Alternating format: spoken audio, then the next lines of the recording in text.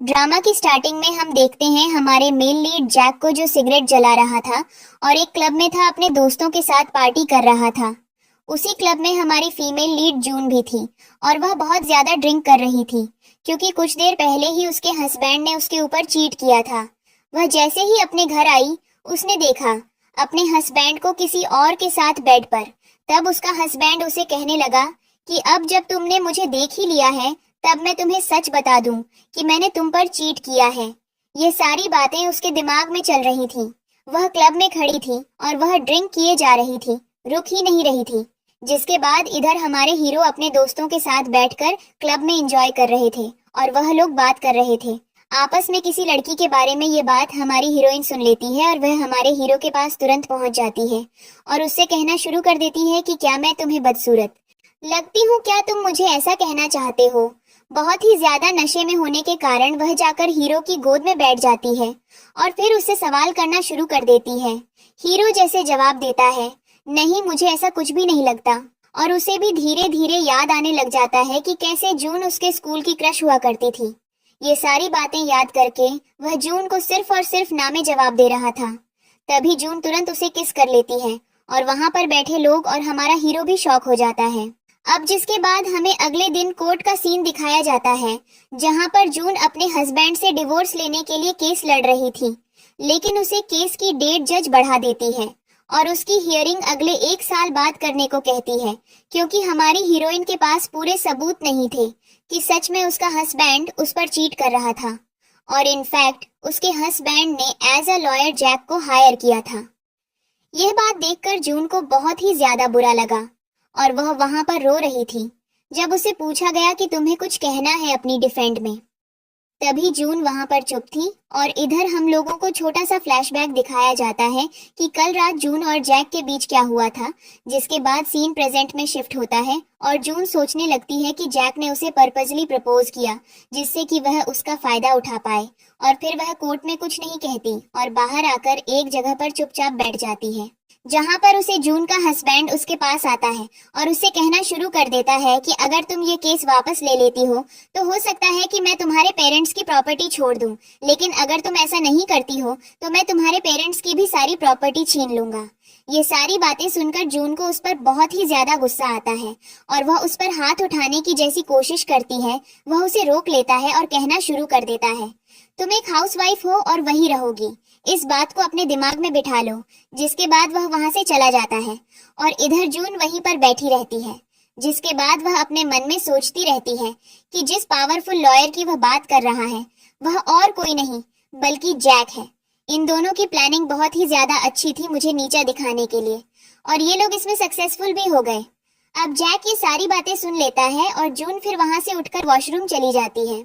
उसके पीछे पीछे जैक भी आता है, जहां पर उसे मिरर पर चिपका हुआ एक नोट मिलता है। वह उसे उठा लेती है और फिर सीधे पहुंच जाती है जैक के ऑफिस में, जहां पर वह जैक को ढूंढती ही रहती है। लेकिन पीछे से हमारा जैक मस्त नहा धोकर टॉवल में निकला था। हमारी हीरोइन उसे देखकर थोड़ी सी शर्मा जाती है और वह अपनी आंखें छुपाना शुरू कर देती है। फिर जिसके बाद जब जैक उससे पूछता है कि तुम यहाँ पर क्या करने आई हो, तब जून बोलना शुरू कर देती है कि तुम मेरे साथ जानबूझकर फिजिकल हुए ताकि तुम मेरे खिलाफ एक केस मेरे हस्बैंड को जिता पाओ। जिस पर जैक कहता है, मैं इतना भी नीच नहीं हूँ जो ऐसे काम करूंगा। और फिर जून उससे कुछ कहती है, उससे पहले ही जैक का टॉवल खुल जाता है, जिसे देखकर जून तुरंत घूम जाती है और फिर जैक अपने कपड़े पहन लेता है। तब वह धीरे से उसके पास जाकर कहता है, कल रात तो तुम मुझसे बिल्कुल भी शर्मा नहीं रही थी और अब अचानक से क्या हुआ जो तुम्हें बहुत ज्यादा शर्म आ रही है। जिस पर जून उससे कहने लगती है, तुम बहुत ज्यादा बेशर्म हो गए हो। तभी जैक उल्टा उससे कहना शुरू कर देता है कि तुम्हें तो पहले ही समझ जाना चाहिए था कि मैं एक लॉयर हूँ और मैं तुम्हारे साथ जानबूझकर फिजिकल हुआ था कि मैं तुम्हारे खिलाफ यह केस आसानी से जीत जाऊं। और ये सारी बातें वह कहने लगता है, तभी हमारी हीरोइन उसे चुप करवा देती है, ये कहकर कि तुम्हें बकवास करने की बिल्कुल भी जरूरत नहीं है। मुझे पता है कि तुम ऐसे नहीं हो। जिस पर जैक कहने लगता है, लेकिन थोड़ी देर पहले तो तुम्हें खुद ही मुझ पर शक हो रहा था। जिस पर जून तुरंत जैक को एक थप्पड़ मार देती है। जिसके बाद जैक तुरंत बैठ जाता है अपनी चेयर पर और सिगरेट जला लेता है और फिर जून भी अपना बैग उठाकर वहां से जाने लगती है। जिस पर जैक उसे कहता है कि अगर तुम्हें केस जीतना है तो तुम्हें 2 मिनट खड़े रहकर मेरी बात सुननी पड़ेगी। जिस पर वह सिर्फ अपने पास बुलाकर एक कार्ड देता है और तभी वहां पर हमें एक फ्लैशबैक दिखाया जाता है स्कूल के टाइम का, कि कैसे लॉयर बनने के बाद हमारी हीरोइन ने अपने हस्बैंड के लिए काम करना छोड़ दिया था और उन्होंने अपना फ्यूचर डोनेट कर दिया था। जिसके बाद सीन प्रेजेंट में शिफ्ट होता है, जहां पर हम देखते हैं जैक अपने ऑफिस में बैठा हुआ था और वह सिर्फ यही सोच रहा था कि कहीं पहले की तरह इसे अभी भी काम करने में कोई इंटरेस्ट न हो। तब मेरा क्या होगा? तब मेरी कंपनी का ही नाम बर्बाद होगा। लेकिन वह फिर भी हमारी हीरोइन पर बहुत ज्यादा ट्रस्ट करता है, क्योंकि वह पहले भी नहीं चाहता था कि जून अपना करियर ड्रॉप कर दे। अब जिसके बाद जैक का असिस्टेंट वहां पर आ जाता है और वह जून से रिलेटेड सारे न्यूज डॉक्यूमेंट्स दिखाना शुरू कर देता है। जिस पर उसका असिस्टेंट जैक से पूछता भी है कि आपको अचानक से इस लड़की में क्या इंटरेस्ट आ गया। जिस पर जैक कहता है कि यह बात तुम नहीं समझोगे, अच्छा होगा कि तुम अपने काम पर ही ध्यान दो। और फिर जैक उससे जून के हस्बैंड के लॉ फर्म के बारे में पूछता है और उसके बारे में इंफॉर्मेशन कलेक्ट करने के लिए कहता है। अब इधर उसे अपने मन में यह भी डर था कि कहीं जून उसका नाम न गिरा दे, और इधर जून बाहर ही बैठी थी और उसके दिमाग में बस एक ही चीज चल रही थी कि आखिर यह काम करने के लिए जैक ने उसे क्यों कहा। अब जिसके बाद हम देखते हैं अगले दिन का सीन, जहां पर जून तैयार होकर जैक के लॉ फर्म में आ जाती है, जहां पर उसे उसका हस्बैंड और उसकी गर्लफ्रेंड भी मिलती है। वह लोग तुरंत ही उसे देखकर गेट पर ही कहना शुरू कर देते हैं कि आखिर तुम यहाँ पर क्या कर रही हो? तुम्हारी तो इतनी औकात भी नहीं है कि तुम यहाँ के लॉयर्स को अफोर्ड कर पाओ, लेकिन फिर भी अगर तुम यहाँ आई हो तो कोई तो बात हो गई। और ये इतने अच्छे कपड़े पहनकर तुम क्यों आई हो? क्या तुम अपना पुराना प्रोफेशन दोबारा शुरू करना चाहती हो? लेकिन ऐसा तो हो नहीं पाएगा, क्योंकि तुम्हारे जैसे लोगों को यहाँ पर तो वह लोग पूछेंगे भी नहीं। जिस पर जून उनसे बस यही कहती है कि यहाँ पर कोई भी आ सकता है जिसे जरूरत हो, और मुझे तुम्हें सफाई देने की बिल्कुल भी जरूरत नहीं है कि मैं यहाँ पर क्या करने आई हूँ। जिस पर यह सारी चीजें खड़े होकर दूर से जैक अपने असिस्टेंट के साथ देख रहा था।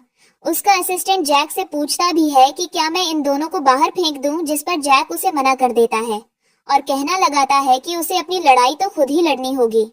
जिसके बाद जून का हस्बैंड जून से बहस करना छोड़ ही नहीं रहा था। वह बार बार किसी भी चीज के लिए कोई भी नया टॉपिक उठा दे रहा था। तभी जून उसको लॉ पढ़ाना शुरू कर देती है। वह उसे कहने लगती है कि इस सेक्शन के अंदर तुम्हें जेल हो सकती है, और फिर ऐसे करके वह 2-3 सेक्शन के नाम लेती है। यह सुनकर तो हमारा हीरो भी दूर से इम्प्रेस हो जाता है और कहने लगता है कि पुराना स्पार्क धीरे धीरे वापस आ रहा है। अब जिसके बाद हम देखते हैं जब बात ज्यादा आगे बढ़ जाती है, तब तुरंत जैक अपने असिस्टेंट को भेजता है कि जाओ इन दोनों को कुत्तों की तरह बाहर करके आओ और जून को मेरे ऑफिस में। तब उसका असिस्टेंट वहां पर जाता है और उन दोनों को वहां से भगा देता है। जिसके बाद हम देखते हैं जैक नीचे आता है जून से मिलने के लिए, और फिर वह उसकी बहुत ज्यादा तारीफ पढ़ने लगता है कि तुमने बहुत ही अच्छे तरीके से उन लोगों को जवाब दिया, मैं तो तुमसे बिल्कुल ही इम्प्रेस हो गया हूँ। जिस पर जून उससे पूछने लगती है कि मेरे हस्बैंड ने थोड़ी देर पहले मुझसे कहा कि यह कंपनी उसकी है। जिस पर जैक कहता है कि ऐसा कुछ भी नहीं है, यहाँ पर मेरी रेप्यूटेशन बहुत ज्यादा अच्छी है, हो सकता है इसलिए वह ऐसा कह रहा हो, बाकी इसके पीछे कोई भी कारण नहीं है, क्योंकि यह कंपनी उसकी हो ही नहीं सकती। जिसके बाद जैक जून को अपनी कंपनी में रख लेता है। अब उसके बाद हम देखते हैं पार्टी में भी इनवाइट कर देता है और कहने लगता है कि मैं चाहता हूँ तुम वहां पर बहुत ही ज्यादा सुंदर बनकर आओ, क्योंकि वहां पर बहुत ज्यादा लोग रहेंगे, और जो टास्क मैंने तुम्हें कल दिया था वह भी तुम अच्छे से परफॉर्म कर पाओगी। जिसके बाद जून उससे कहने लगती है कि हाँ बिल्कुल मैं जरूर आऊंगी, और फिर हमें पार्टी का सीन दिखाया जाता है, जहाँ पर जून बहुत ही ज्यादा अच्छे से तैयार होकर आई थी और सारे लोग उसे ही देख रहे थे। वह धीरे धीरे सबके पास जा रही थी और फिर जैक का दिया हुआ कार्ड सबको बांट रही थी, यह कहकर कि वे लोग उसके बिजनेस को एक्सपेंड करने में मदद करें। जैक यह देखकर बहुत ही ज्यादा खुश हो रहा था, साथ ही वह इस चीज को लेकर थोड़ा सा परेशान था कि कहीं ज्यादा ड्रिंक करने के बाद कोई जून का गलत फायदा न उठा ले, इसलिए वह उस पर ध्यान भी रख रहा था जैसे वह धीरे धीरे लोगों के पास जा रही थी। और तभी वह तुरंत पहुंच जाती है जैक के सामने, जहां पर जैक उसे देखता है तो देखते ही रह जाता है, और उधर जैक के पास जून का हस्बैंड भी होता है, तो वह तो जून को देखते ही रह जाता है। वह बस यही कहता है कि इतना अच्छा ट्रांसफॉर्मेशन तुमने कैसे कर लिया, वहां पर जैक खड़ा होता है, इसलिए वह ज्यादा कुछ तो जून को कह नहीं पाता, जिसके बाद जून के हस्बैंड को यह भी पता चल जाता है कि जून अब इस लॉ फर्म में ऑफिशियली काम कर रही है।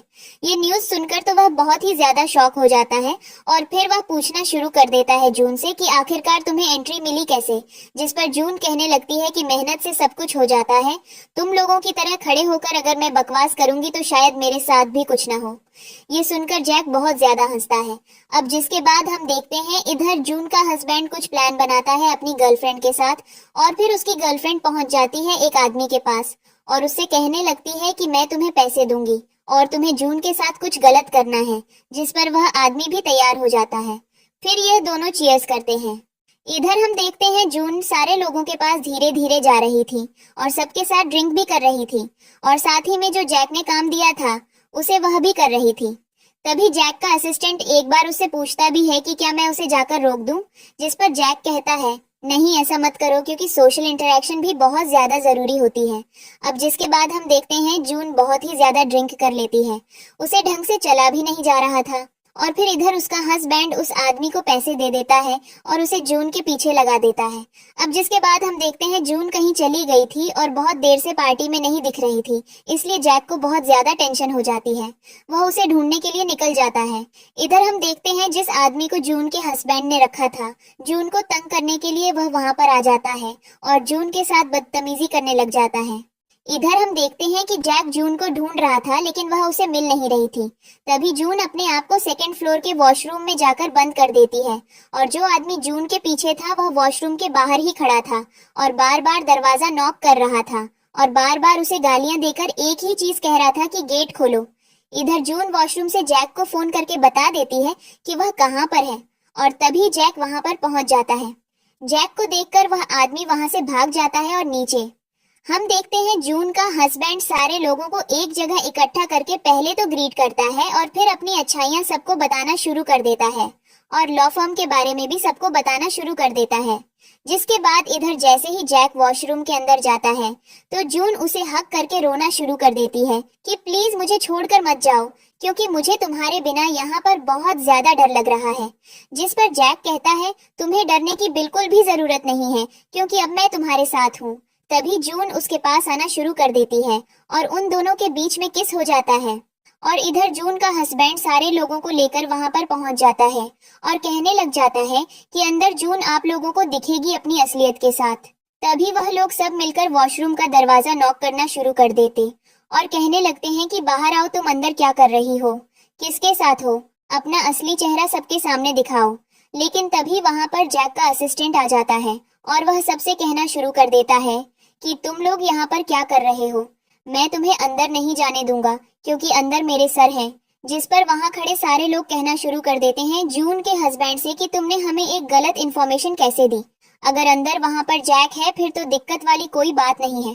जिस पर जून का हस्बैंड तुरंत जैक के असिस्टेंट से बहस करना शुरू कर देता है कि अगर वह अंदर है तो उसे कहो अभी तुरंत बाहर आए। जिस पर जैक का असिस्टेंट उसे धक्का दे देता है और कहता है कि तुम्हें बिल्कुल भी मतलब नहीं होना चाहिए कि मेरे सर किसके साथ अंदर हैं और वह क्या कर रहे हैं। अब इधर वॉशरूम के अंदर जैक बहुत ही मुश्किल से जून को कंट्रोल कर रहा था। अब इधर बाहर के लोगों को फाइनली भरोसा हो गया था कि अंदर जैक ही है, इसलिए फिर वह लोग वहां से भाग जाते हैं। जिसके बाद उन लोगों के जाने के बाद जैक जैसे ही दोबारा जून को किस करने जाता है तब जून बेहोश हो जाती है और फिर हम देखते हैं रात का सीन जहां पर जैक स्विमिंग पूल से स्विमिंग करके बाहर आ रहा था और तभी उसे कपड़े पहनाने के लिए एक औरत आ जाती है और जैक उसे जैसे ही पहचानता है वह उसे दूर भगाना शुरू कर देता है। वह औरत उससे कहने लगती है कि मुझे पता है कि तुम्हें शायद किसी और से प्यार हो गया है और उसको तुमने अपने फर्म में काम करने के लिए भी रख लिया है। यह सुनकर जैक उससे कहने लगता है कि तुम्हें मेरी लाइफ में वापस आने की या मुझसे ऐसे कुछ बात करने की भी बिल्कुल भी जरूरत नहीं है क्योंकि मैं अपने लाइफ में बहुत ज्यादा खुश हूँ और मुझे तुम्हारी नेगेटिविटी नहीं चाहिए। यह कहकर वह उसे तुरंत पूल में धक्का दे देता है और फिर वह वहां से चला जाता है। इधर वह औरत पूल में खड़े होकर जैक को गालियां देती है और जून से कहती है कि तुम तो अब नहीं बचोगी। अब इसके बाद हम अगले दिन देखते हैं ऑफिस का सीन जहां पर जून काम कर रही थी। उसके पास एक फाइल आया था जो कि रू ग्रुप का था और ये केस 8 साल पहले फाइल हुआ था। जैक उससे कहता है कि इस केस को हैंडल अब तुम ही करोगी, जिसके बाद आपस में खड़े होकर इस केस के बारे में डिस्कस कर लेते हैं कि आखिर इस केस की कहानी क्या थी। जिस पर सारी चीजें अपडेट करने के बाद फाइनली जैक जून को ये पेपर दे देता है और कहने लगता है कि तुम्हें कल की पार्टी से तो ये समझ आ गया था कि इतना ईजी भी नहीं है यहाँ पर काम करना, इसीलिए अब इस केस को अच्छे से हैंडल करो ताकि तुम अपना नाम बना पाओ। जिसके बाद जैक वहां से चला जाता है। हम देखते हैं रू ग्रुप की एल्डेस्ट डॉटर यानी कि मिंग अपने ऑफिस में होती है और वह बहुत ही ज्यादा चिल्ला रही होती है अपने असिस्टेंट पर और उससे कहती है कि जो लड़की हमारे केस को हैंडल कर रही है उसे किडनैप करके मेरे घर ले आओ, मुझे उससे बहुत जरूरी बात करनी है। और फिर वह बहुत ही ज्यादा गुस्से में होती है।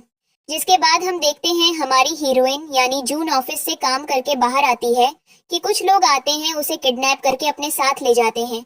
और फिर हम देखते हैं मिंग के घर का सीन, जहां पर हमारी हीरोइन को उसके लोग पकड़कर जब उसके सामने खड़ा करते हैं तब जून उन लोगों को पहचान जाती है कि आखिर वह लोग हैं कौन।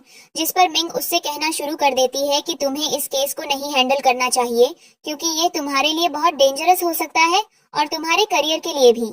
जिस पर जून कहती है ऐसा कुछ नहीं होने वाला। तभी सीढ़ियों से जैक नीचे उतरता है और जून उसे देख लेती है। तभी मिंग भी उसे नोटिस करती है और वह तुरंत उसके पास चली जाती है और उससे चिपकना शुरू कर देती है। वह उससे कहने लगती है कि आखिर अब तुम्हें तो पता चल ही गया होगा कि हम दोनों एक दूसरे से कितना क्लोज हैं। जिस पर जैक कहने लगता है कि तुम ऐसी बातें हमारे बारे में क्यों फैला रही हो। और फिर वह जून को समझाने के लिए उसके पास आ जाता है कि ऐसा कुछ भी नहीं है, तुम हम दोनों को गलत समझ रही हो। जिस पर जून तुरंत कह देती है कि तुम्हारा उसके साथ कैसा रिलेशन है इससे मुझे बिल्कुल भी फर्क नहीं पड़ता।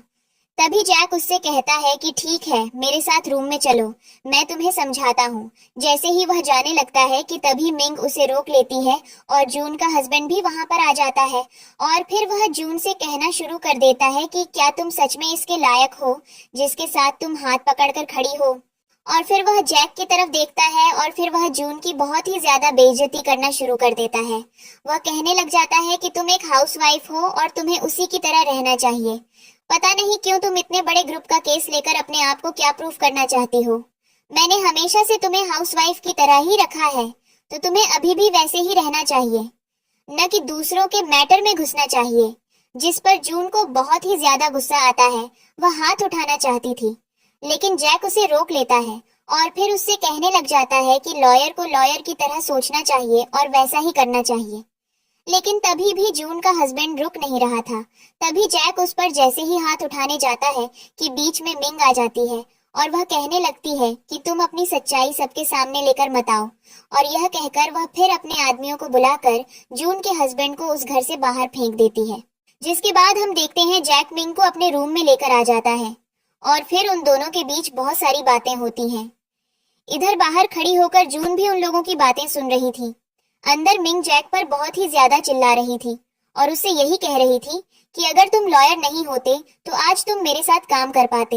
अगर तुम लॉयर नहीं होते तो तुम्हारे आसपास इतने ज्यादा लोग नहीं होते।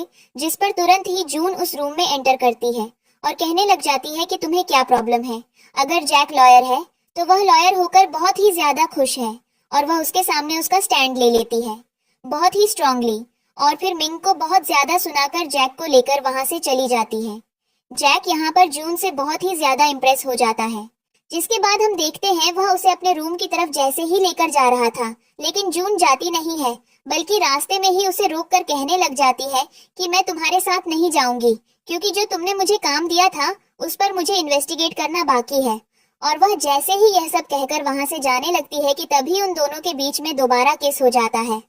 जैक उससे कहता भी है कि हर बार मैं तुम्हें किस करना नहीं चाहता था लेकिन तुम ही मुझे हमेशा किस करने आ जाती हो।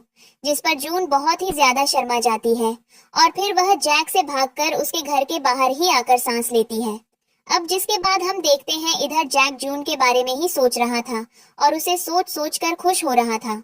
अब इधर हम देखते हैं मिंग को जो कि अपने ऑफिस में बहुत ही ज्यादा गुस्से में थी और अपने डैड से बात कर रही थी। उसके डैड उससे कहते हैं कि तुम्हारी शादी मैंने वाव ग्रुप के हेड के साथ करने का डिसाइड किया है। जिस पर वह अपने डैड पर बहुत ही ज्यादा चिल्ला रही थी और उनसे कह रही थी कि आप मेरी परमिशन के बिना मेरे साथ ऐसा नहीं कर सकते हैं क्योंकि ऐसा करना बिल्कुल भी अच्छा नहीं होगा। और फिर वह जैक के बारे में पूछती है कि उसने हाँ कर दिया इस शादी के बारे में।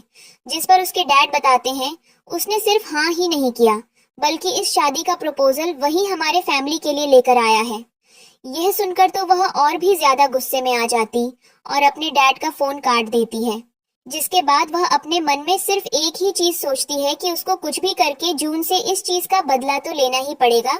और फिर वह तुरंत फोन लगाती है जैक को, जो कि अपने ऑफिस में था, और फिर उससे शादी के बारे में पूछने लग जाती है। जिस पर जैक उसे साफ साफ कह देता है कि मैं ऐसा कुछ भी नहीं करने वाला हूँ, तुम्हें उससे शादी करनी ही पड़ेगी। अब इधर हम देखते हैं जून, जो कि उसके दरवाजे पर ही खड़ी थी और वह बार बार अपने मन में यही सोच रही थी कि क्या वह अंदर जाए या ना जाए।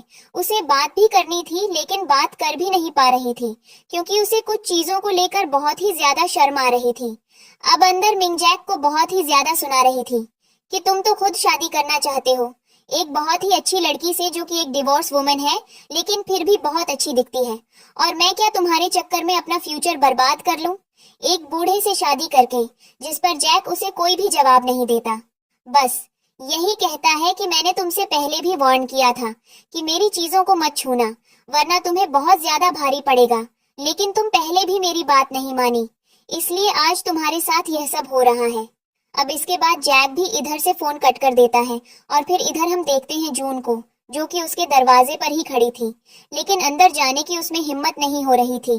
तभी जैक दरवाजा खोल देता है और वह दोबारा जाकर उससे टकरा जाती है। जिसके बाद जैक उससे पूछने लगता है कि क्या तुम मुझसे शर्मा रही हो, क्योंकि कल भी तुम मुझे खुद ही किस करके गई थी। इन दोनों के बीच यह सारी मजाक मस्ती चलने लगती है, जिस पर वह तुरंत ही जैक को वह फाइल दे देती है और कहने लगती है कि मैं तुम्हें यही दिखाने आई थी, अब मुझे जाने दो, मेरे पास बहुत ज्यादा काम है। और फिर शर्माने के चक्कर में वह फाइल भी अपने साथ ही लेकर जा रही थी, लेकिन दोबारा जून जैक के पास आती है और वह फाइल भी उसे दे देती है और फिर वह वहां से जाने लगती है। जाते जाते जैक उसे बता देता है कि उसने उसके हस्बैंड के साथ क्या किया है। यह सुनकर वह बहुत ही ज्यादा खुश हो जाती है और फिर बहुत ही क्यूट तरीके से वहां से चली जाती है। यह देखकर जैक भी बहुत ज्यादा खुश हो जाता है। जिसके बाद फिर वह अपने असिस्टेंट को कॉल करके कहता है कि जून के हस्बैंड यानी कि गू को मेरे पास लेकर आना, मुझे उससे कुछ इम्पोर्टेंट बात करनी है। गू को जैक का असिस्टेंट एक बोरी में बंद कर लेता है और उसे बहुत ही ज्यादा मारता है, और जैक यह सारी चीजें वीडियो कॉल पर देख रहा था। तभी जैक उससे बोरी को खोलने के लिए कहता है और कहता है कि उसे बिल्डिंग से नीचे फेंक दो। गू बस यही कह रहा था कि मुझे माफ कर दो, मुझसे बहुत ज्यादा गलती हो गई, लेकिन जैक का असिस्टेंट उसकी एक भी नहीं सुन रहा था। और जैसे ही जैक उससे कहता है कि इसे बिल्डिंग के नीचे फेंक दो, ये लोग तुरंत उसे बिल्डिंग के एंड पर लेकर चले जाते हैं। वहां जाते ही उसे पैंट में टॉयलेट हो जाता है। यह देखकर जैक कहता है कि तुम्हें अब जब अपनी गलती का एहसास हो ही गया है तो मैं तुम्हें छोड़ देता हूँ, और यह कहकर वह लोग उसे छोड़ देते हैं। अब जिसके बाद हम अगले दिन ऑफिस का सीन देखते हैं, जहाँ पर जून बैठकर न्यूज पढ़ रही थी और पेपर में गू का ही न्यूज आया हुआ था कि कैसे उसे कुछ लोगों ने मिलकर बहुत ज्यादा मारा, और फिर जून अपने मन में ही खुश हो रही थी यह न्यूज पढ़कर कि आखिर उसका बदला किसी ने ले ही लिया। जैक भी वहीं पर आ जाता है और तभी अचानक से गू की भी एंट्री हो जाती है। वह जैक से कहने लग जाता है कि मुझे कल किसी ने बहुत ज्यादा मारा, आप इस चीज की इन्वेस्टिगेशन करिए, मैं आपको 1 लाख रुपए दूंगा। यह सुनकर जैक उससे पहले कहता है, मैं एक लॉयर हूँ और मैं तुम्हें यही सजेशन दूंगा कि तुम्हें सबसे पहले जाकर पुलिस को बताना चाहिए। जिस पर पुलिस को बताने के लिए यह लोग तैयार नहीं होते, और तभी गियो तुरंत बात को पलट देता है और कहने लग जाता है, आप इतने दिन से लॉयर हो, आप ही इस चीज को पता लगाओ, आप जितने पैसे कहोगे मैं आपको उतने पैसे देने को तैयार हूँ। अब जिसके बाद गू के इस हालत पर जून मन ही मन हंस रही थी उसे देखकर, और वह बस यही सोच रही थी कि वह कितना भला इंसान होगा जिसने मेरा बदला फाइनली इस आदमी से ले ही लिया। जिसके बाद वहीं पर जैक खड़ा होकर उन लोगों के मजे ले रहा था, तरह तरह के उन्हें सजेशन दे रहा था, लेकिन वह इनका केस लेने को तैयार ही नहीं था। जिसके बाद गू अपनी गर्लफ्रेंड को लेकर वहां से चला जाता है।